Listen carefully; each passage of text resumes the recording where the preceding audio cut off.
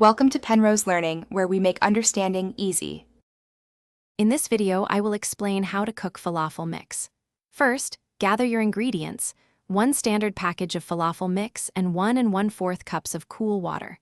Pour the dry mix into a medium-sized bowl. Slowly add the cool water, stirring continuously as you pour. Mix everything thoroughly until there are no dry spots remaining in the bowl. This initial step is crucial for the perfect texture.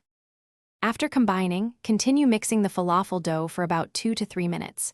You are looking for a cohesive mass, firm to the touch but with a slight crumbly texture.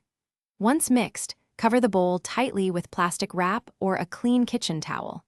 It is essential to let this mixture rest. Place it in the refrigerator for a minimum of 30 minutes, allowing the flavors to meld and the texture to set perfectly.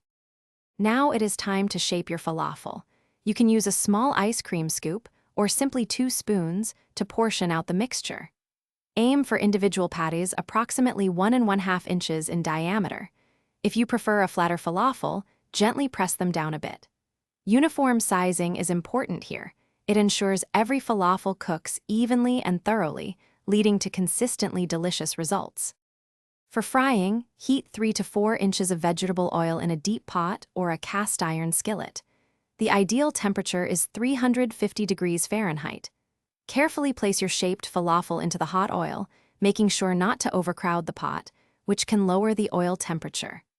Fry them for 3 to 5 minutes, turning occasionally, until they achieve a beautiful golden brown color and a crispy exterior. Thanks for watching. If this was helpful, leave a like and consider subscribing. See you next time.